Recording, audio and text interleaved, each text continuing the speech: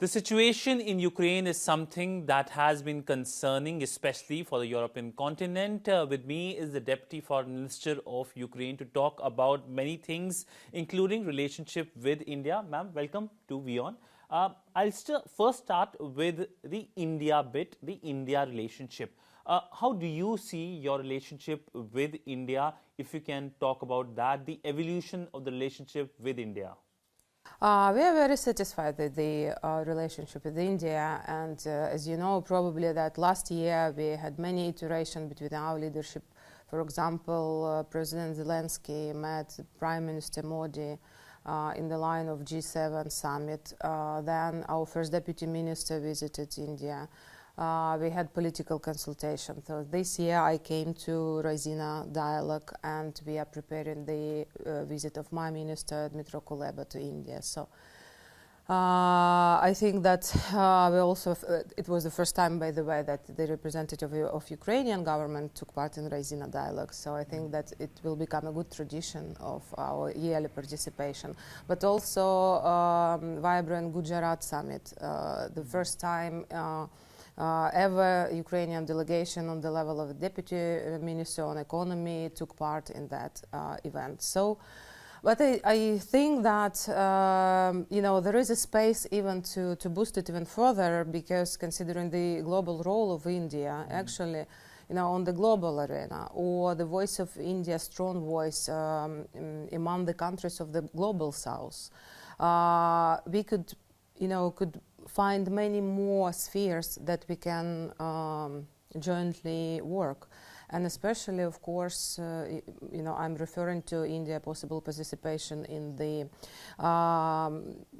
facilitating the Ukrainian peace formula that is aimed to put an end to the Russian aggression against Ukraine, and the Indian participation in the upcoming Global Peace Summit in Switzerland that will be held in March. Mm-hmm.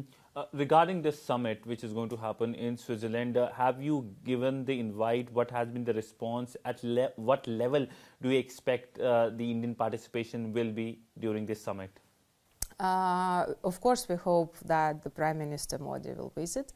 And our Swiss counterpart, because you know that Switzerland is actually organizing that for Ukraine. Our Swiss counterpart will be sending invitation soon. But of course, we are inviting head of states, and we conveyed our invitation to the Prime Minister Modi. However, it's up to Indian side to decide who will be going, because I know that your country is, stepping up in a very important stage of the domestic political life, that is upcoming elections. So it is up to Indian government to decide who will be going there. But of course, we are, very much put our hope that Indian representative will be present at the Global Peace Summit. Mm-hmm. When is the summit happening, and how many countries have been invited? As I said, that the invitation, have not been set yet, but I think that we will be invited more than 160 countries. And about the date, I'm not prepared to say, because it's up to also in Swiss side to propose the date. Mm-hmm. Ma'am, when you answered your first question, you also said you're preparing for the visit of the Ukrainian Foreign Minister to Delhi.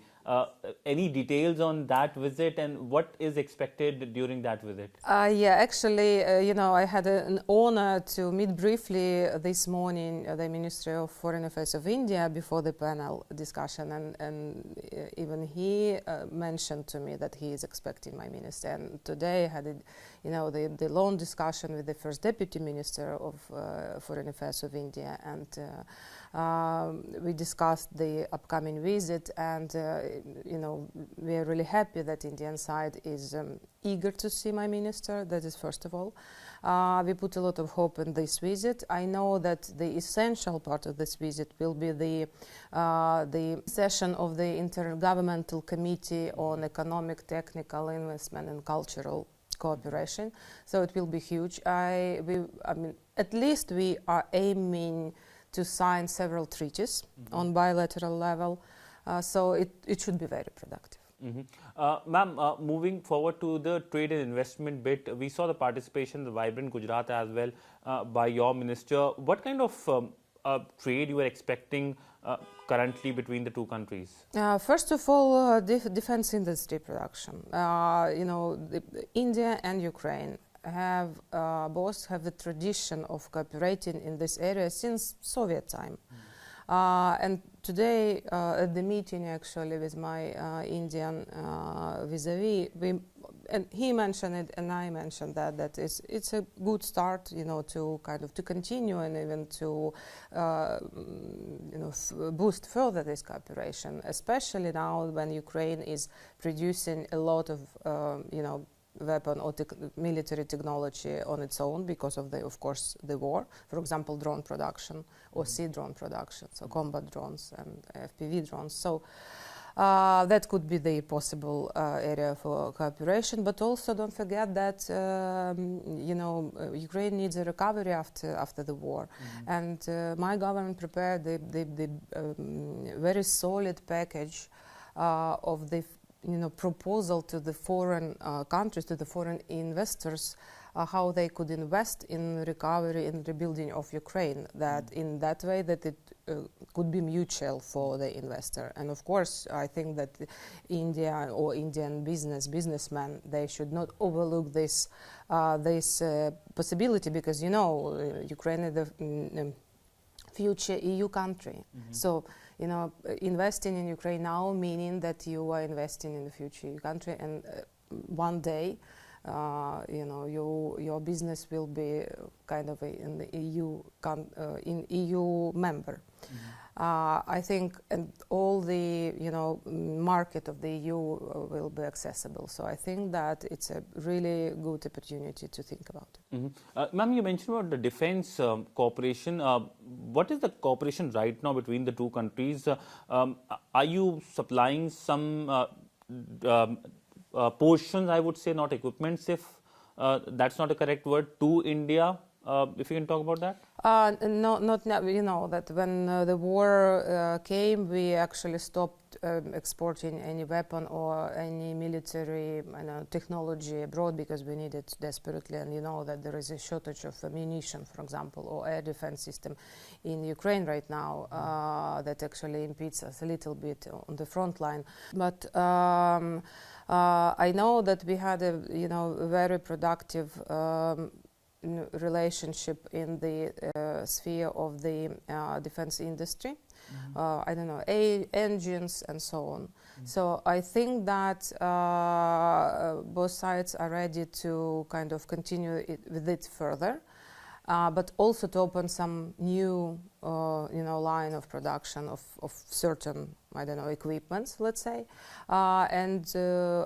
It's very important that Ukrainian side is ready to go for the joint ventures, because I know that your prime minister, or the economic course of your prime minister, sounds like make in India. So we fully support it, we understand it, and we are ready to adjust to it. So we could talk about the joint production of certain equipment or certain weapon here in India.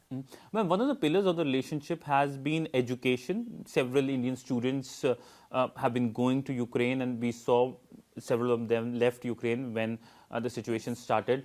What's the current situation? How many Indian students have gone back to your country? What are you doing to make sure they're safe, or trying to bring them back because their education was not completed? Yeah, this is, the issue that we are constantly discussing with our Indian counterparts, with the Indian ambassador in Kiev. Here at my every meeting, we actually raise this question. At the moment, more than 500 students from India are in Ukraine or studying in Ukraine. Before the war, like in 2021, there was 20,000. Of course, many of them left because of the security reason, and we understand that perfectly. But we are inviting them because a lot of universities, they relocate their facilities and the professors and all the processes to the western part of Ukraine that is relatively more safe. There's sometimes, of course, there is an air strikes, but I mean, relatively safe situation.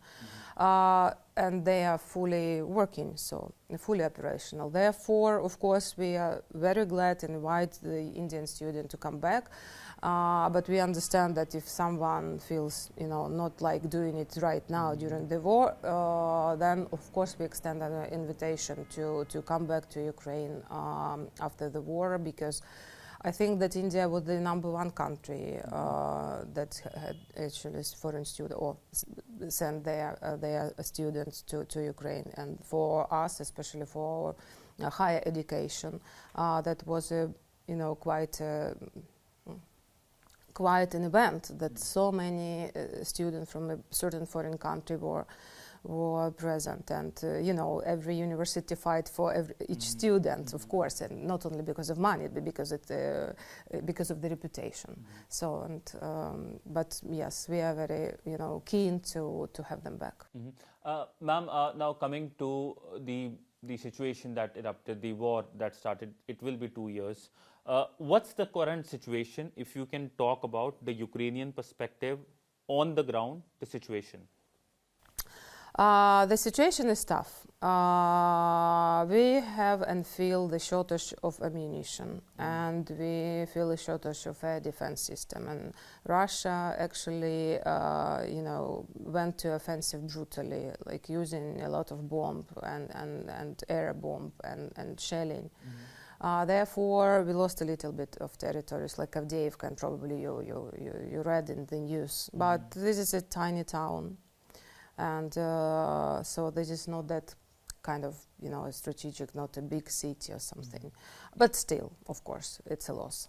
But in 2022, we did well. You probably know that we liberated almost 50% of our recently occupied territories. In 2023, we went very well in the Black Sea, considerably diminishing the ability of Russia to maneuver there or to block the grain corridor. So we pushed them back, and now the grain corridor is fully working, and with this, Ukraine can fulfill its duties as the global food contributor. We had a lot of success in getting down the Russian fighter jets, and maybe you heard that only last week we actually put down 6 of them. Or 7 even, yes. And but we need ammunition, and we need fighter jets, and we need air defense system, and we need long-range weapon and shells to that. So we need a lot of weapons. I mean, some of them are on the way. So I mean, the situation is difficult, but it's we can deal with it. With the sufficient amount of weapon, we could restart our counteroffensive and, go until the end, and the end of the war for us Ukrainians. It is the full liberation of our territories and restoration of the territorial integrity within the borders of 1991. Ma'am, you mentioned about the shortage of ammunitions. Now, what is the solution? Do you think that the West is failing in a bit in providing you that much needed ammunition? It's not living up to perhaps their commitments? Yes and no. There is a shortage of, it's objective. The shortage of ammunition really presented all over the world, in Europe especially, because no one country prepared for such a war, or for such a great scale of the war. No one expected such a brutality and such a massive scale, because we have, I don't remember exactly, but I think up to 2,000 kilometers of the front line. So it's huge, and there are several spots that they are fighting, they continue non-stop, like without any break. Yes. But we are buying ammunition. A lot of countries just sending us ammunition for free. Some countries are selling ammunition to us. Now we are talking about co-production of ammunition with several countries in Ukraine, but also outside Ukraine. Maybe you heard that on the last Munich Security Conference, that the president of Czech Republic mentioned that he found a lot of ammunition for Ukraine, and now they are thinking how to send it to Ukraine. So, I mean, it's we can deal with this problem. I think it's not that it's a lack of commitment. No.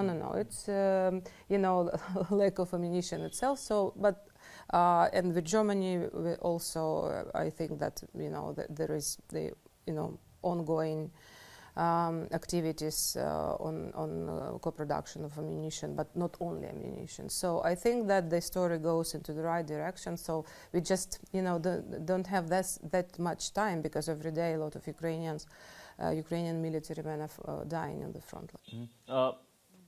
Has the Israel-Gaza conflict, do you think that has diverted the attention of the West? Are you correct with this assessment? Do you agree with this assessment, or do you think that the commitment continues? Oh no, commitment continues. Of course, maybe the situation in Gaza somehow push Ukrainian topics from the front lines of the media. That I would agree completely, because now this place is kind of dedicated to what is going on in Gaza. But if we are talking about the political level, on the official level, no. I mean, all our partners are with us, and solidarity around Ukraine is very solid right now. Coming back to the India bit, India has provided support in its terms, in terms of humanitarian support, sending various tranches. How do you see these humanitarian support by New Delhi? And essentially, are more such humanitarian support coming from India to Ukraine? Yes, certainly. First of all, we are very grateful to the government of India and to the people of India for sending the humanitarian support. It's very needed, and for you to understand that the total economical and social damage to Ukraine because of the war already right now is estimated approximately up to $500 billion. So, I mean, you could understand how much devastation actually Ukraine experiencing right now. So therefore, we need a lot in terms of weapon money and humanitarian aid. And here India actually is on our side as well, by sending us humanitarian support, like generators, for example, for schools, and working with the particular oblast or regions of Ukraine. So, and I think that many more will be coming. Now we are expecting for I think that 15th transfer of such a humanitarian package, but also there will be a novelty. There will be a high impact community development project, that meaning that the government of India will be providing grants to a certain project that will be dedicated to the social and economical need of Ukrainian people. So that would be kind of a direct help, and very targeted one. So which is very practical one, which is very important. So, and we are grateful for that too, of course. Ma'am, how do you see India's role in making sure that this entire issue is resolved somehow? I know India standalone won't be doing, there might not be so much appetite, but we saw the Indian Prime Minister saying that this is not an era of war. This is something that reverberated. Other Western leaders also talked about it.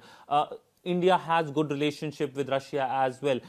India played an important role when it comes to the grain deal, putting the word from the Turkish side to Moscow. So if you can talk about India's role in resolving this issue, which is now entering into its second year. India has a really great role in it, because first of all, it's global position as a member of BRICS, or as a prominent member of many international organizations, and it's a huge country and very politically strong and influential. So of course, more active participation of India, for example, in Ukrainian peace formula or in the Global Peace Summit is very much welcome, because India represents also the voices of the global South, and we are looking at this also from that perspective, and it is very important that India could lead by example. Therefore, And we know that India, and actually it's not a secret, that India is strongly supporting our territorial integrity and sovereignty, including international organization. And we appreciated very much your Prime Minister line and motto that this is not an era of war, and we completely agree with it. But unfortunately, the other side of the aggressor does not understand that it's not an era of war, and unfortunately, we've been kind of pushed to this war. It was not our choice to fight, but of course we cannot fight now because this is a war for our pure existence. It's not just that they want to bite, some of our territories. No, the final aim of this war for Russia is to erase Ukrainian people and identity, and language and culture, and actually to conquer this territory and to restore, I don't know, the Russian Empire, or so-called new USSR, something like that, a quasi-empire. So for us, the end of the war is absolutely could be the one. Restoration of our territorial integrity, and that's it. And India could help in it a lot. We respect the position of India and your kind of, sovereign right to deal with any country in the world, as India consider necessary. But also we would really much appreciate even, more immense position, greater participation of India in the process of finding peace. And any cooperation happening at the UN level?